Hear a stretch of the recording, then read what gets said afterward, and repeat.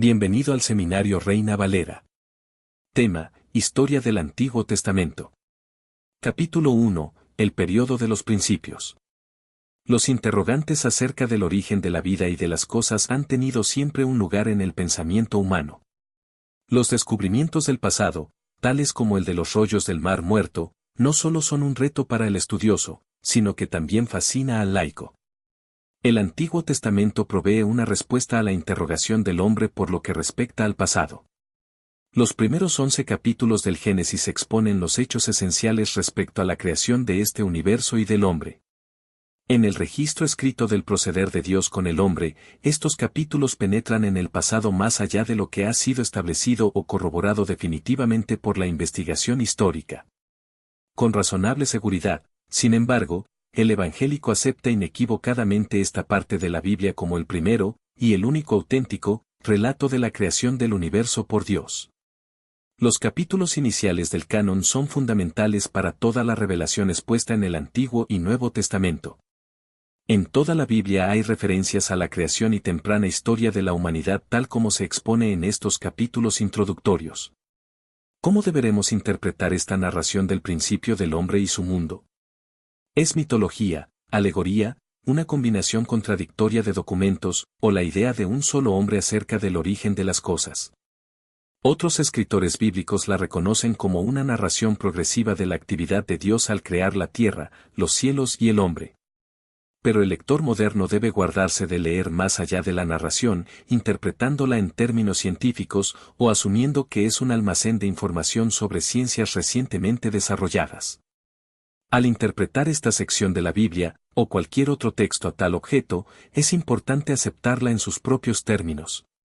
Sin duda alguna, el autor hizo uso normal de símbolos, alegorías, figuras del lenguaje, poesía y otros recursos literarios. Para él, al parecer, constituyó un registro sensible y unificado del principio de todas las cosas, tal como le habían sido dadas a conocer por Dios mediante medios humanos y divinos. El tiempo comprendido por este periodo de los principios no se indica en ningún lugar de las Escrituras. En tanto el punto terminal, el tiempo de Abraham, se relaciona con la primera mitad del segundo milenio, los demás acontecimientos de esta era no pueden ser fechados con exactitud. Intentos de interpretar las referencias genealógicas como una cronología completa y exacta no parecen razonables a la luz de la historia secular. Aunque la narrativa sigue, en general, un orden cronológico, el autor del Génesis no sugiere en forma alguna una fecha para la creación. Tampoco nos son conocidos los detalles geográficos de este periodo. Es improbable que lleguen a ser identificadas las situaciones del Edén y algunos de los ríos y naciones mencionados. No se señalan los cambios geográficos habidos con la expulsión del hombre del Edén y con el diablo. Al parecer, están más allá de los límites de la investigación humana.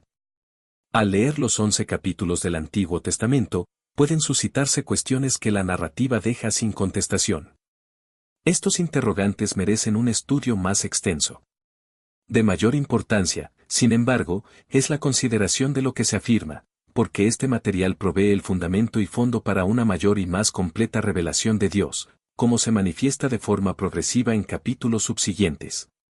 El relato de la creación, Génesis 1:1 al 2:25 en el principio introduce el desarrollo en la preparación del universo y la creación del hombre. Si este tiempo sin fecha se refiere a la creación original o al acto inicial de Dios en la preparación del mundo para que el hombre, es cuestión de interpretación. En cualquier caso, el narrador empieza con Dios como creador, en este breve párrafo introductorio, Génesis 1:1-2, en relación con la existencia del hombre y el universo. Orden y progreso marcan la era de la creación y organización, Génesis 1:3-2:3. En el periodo designado como de 6 días prevaleció el orden en el universo relativo a la tierra. En el primer día fueron ordenadas la luz y las tinieblas para proporcionar periodos de día y de noche. En el segundo día fue separado el firmamento para hacer la expansión de la atmósfera terrestre. Sigue en el orden, la separación de la tierra y el agua, así la vegetación apareció a su debido tiempo. El cuarto día empezaron a funcionar las luminarias en el cielo en sus respectivos lugares, para determinar las estaciones, años y días para la tierra. El quinto día trajo a la existencia criaturas vivas para poblar las aguas de abajo y el cielo arriba. Culminante en esta serie de acontecimientos creativos fue el día sexto. Fueron ordenados los animales terrestres y el hombre para la ocupación de la tierra. El último día fue distinguido de los primeros confiándosele la responsabilidad de tener dominio sobre toda la vida animal. La vegetación fue la provisión de Dios para su mantenimiento. En el séptimo día terminó Dios sus actos creativos y los santificó, como periodo de descanso. El hombre es inmediatamente distinguido como lo más importante de toda la creación de Dios, Génesis 2, 4b, 25. Creado a imagen de Dios, el hombre se convierte en el punto central de su interés al continuar el relato. Aquí se dan más detalles de su creación. Dios lo formó del polvo de la tierra y sopló en él el aliento de vida, haciéndolo un ser viviente. Al hombre, no solo se le confió la responsabilidad de cuidar de los animales, sino que también se le encargó que les pusieran nombre. La distinción entre el hombre y los animales se hace más evidente por el hecho de que no encontró compañía satisfactoria hasta que Dios creó a Eva como su ayuda idónea. Como habitación del hombre, Dios preparó un jardín en el Edén. Encargado del cuidado de este jardín, al hombre le fue confiado el disfrute completo de todas las cosas que Dios había previsto abundantemente. Había únicamente una restricción: el hombre no debía comer del árbol del conocimiento del bien y del mal. La caída del hombre y sus consecuencias, Génesis 3:1 al 6:10. El punto más crucial en la relación del hombre con Dios, es el cambio drástico que se precipitó por desobediencia del primero, Génesis 3:1, 24. Como el más trágico desarrollo en la historia de la raza humana, constituye un tema recurrente en la Biblia. Enfrentada con una serpiente que hablaba, Eva comenzó a dudar de la prohibición de Dios y deliberadamente desobedeció. A su vez, Adán cedió a la persuasión de Eva. Inmediatamente se hallaron conscientes de su decepción y del engaño producido por la serpiente y de su desobediencia a Dios. Con hojas de higuera, intentaron recubrir sus vergüenzas. Cara a cara con el Señor Creador, todas las partes implicadas en esta transgresión fueron juzgadas solemnemente. La serpiente fue maldita por encima de todos los animales, Génesis 3:14. La enemistad sería puesta como relación perpetua entre la semilla de la serpiente, que representaba más que el reptil presente, y la semilla de la mujer. Respecto a Adán y a Eva, el juicio de Dios tiene un carácter de misericordia, al asegurar la definitiva victoria para el hombre a través de la semilla de la mujer, Génesis 3:15. Pero la mujer fue condenada al sufrimiento de criar sus hijos y el hombre sujeto a una tierra maldita. Dios proveyó pieles para su vestido, que implicaba el matar animales como consecuencia de ser hombre pecador. Conscientes del conocimiento del bien y del mal, Adán y Eva fueron inmediatamente expulsados del huerto del Edén, por miedo a que compartieran el árbol de la vida y así vivir para siempre. Perdido el hábitat de la eterna felicidad, el hombre se encaró con las consecuencias de la maldición, con la sola promesa de un eventual consuelo a través de la simiente de la mujer, que mitigaría su destino. De los hijos nacidos a Adán y a Eva, solo 3 se mencionan por su nombre. Las experiencias de Caín y Abel revelan la condición del hombre en su nuevo estado cambiado. Ambos adoraban a Dios llevándole ofrendas. Mientras que el sacrificio de un animal de Abel era admitido, la ofrenda de vegetales de Caín era rechazada. Irritado por aquello, Caín mató a su hermano. Puesto que había sido advertido por Dios, Caín adoptó una actitud de deliberada desobediencia, convirtiéndose así en el primer asesino de la humanidad. No es irrazonable obtener la conclusión de que esta misma actitud prevaleció cuando llevó su ofrenda, que Dios había rechazado. La civilización de Caín y sus descendientes está reflejada en una genealogía que sin duda alguna representa un muy largo periodo de tiempo, Génesis 4, 17-24. El propio Caín fundó una ciudad. Una sociedad urbana en la antigüedad, por supuesto, implicaba el crecimiento de rebaños y manadas de animales. Las artes se desarrollaron con la invención y producción de instrumentos musicales. Con el uso del hierro y el bronce llegó la ciencia de la metalurgia. Esta avanzada cultura dio aparentemente al pueblo un falso sentido de seguridad. Esto se refleja en una actitud de despreocupación y fanfarronería ostentada por Lamec, el primer polígamo. Tuvo el orgullo de utilizar armas superiores para destruir la vida. Característicamente ausente, por contraste, estuvo cualquier reconocimiento de Dios por la progenie de Caín. Después de la muerte de Abel y su pérdida y de la decepción respecto a Caín como asesino, los primeros padres tuvieron una nueva esperanza con el nacimiento de Set, Génesis 4:25.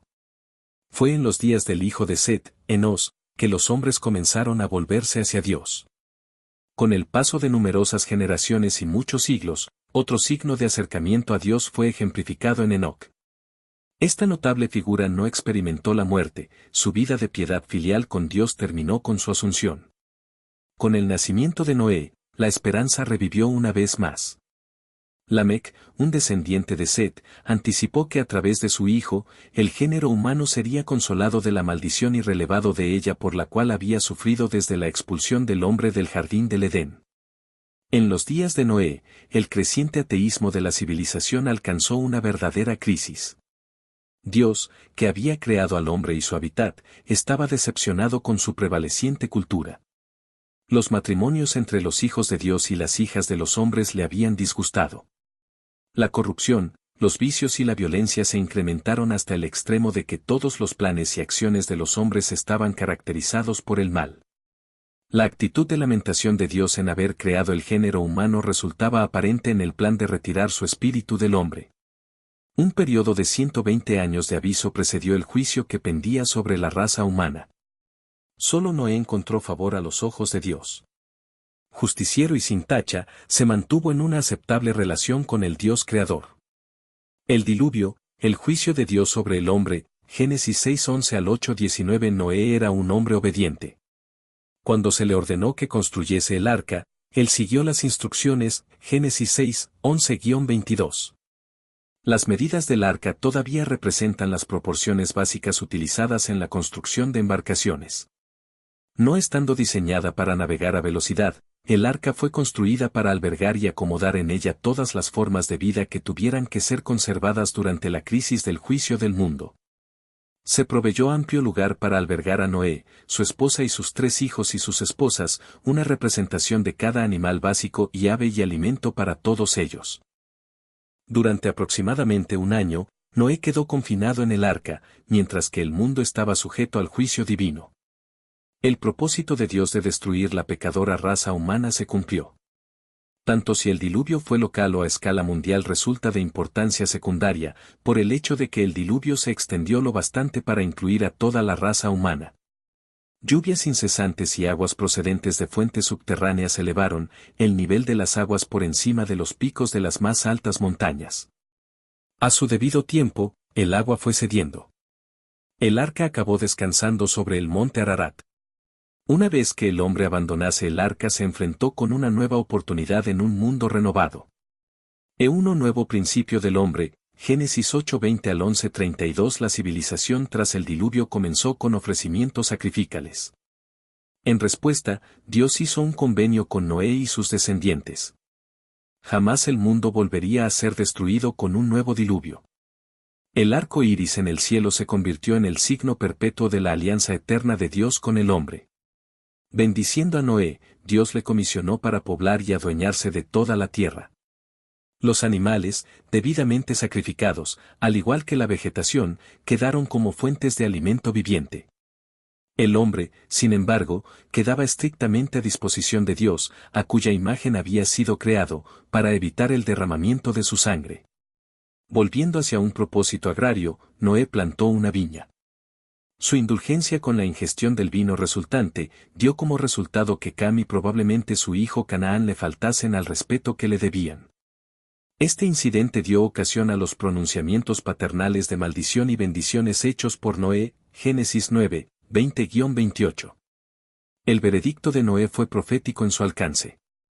Anticipó la pecaminosa actitud de Cam reflejada en la línea de Canaán, uno de los 4 hijos de Cam.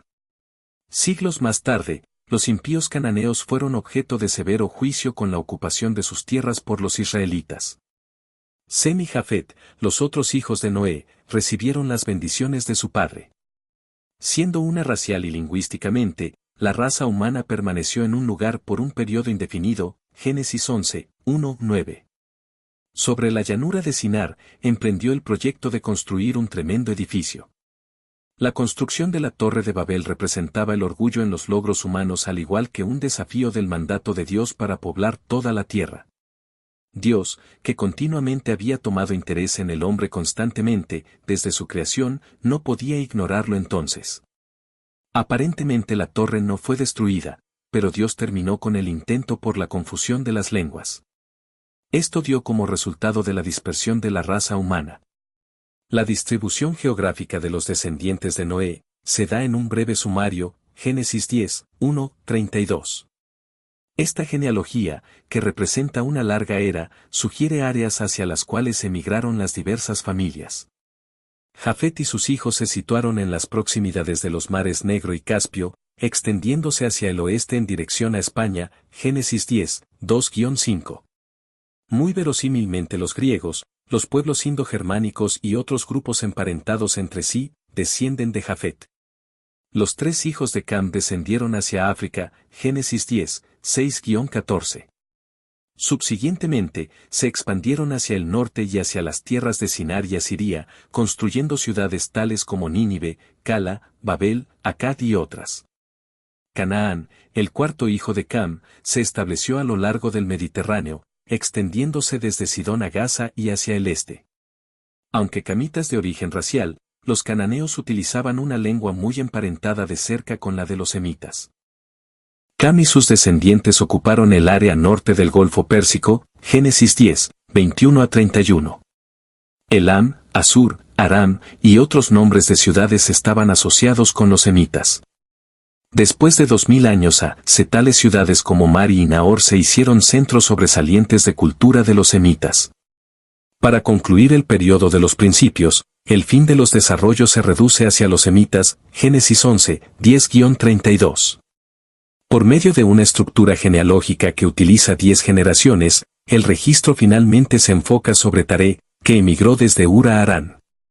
El clímax es la presentación de Abraham, más tarde conocido por Abraham, Génesis 17:5, que encarna el comienzo de una nación elegida, la nación de Israel, que ocupa el centro de interés en todo el resto del Antiguo Testamento. Tomado de Habla el Antiguo Testamento por Samuel J. Schultz.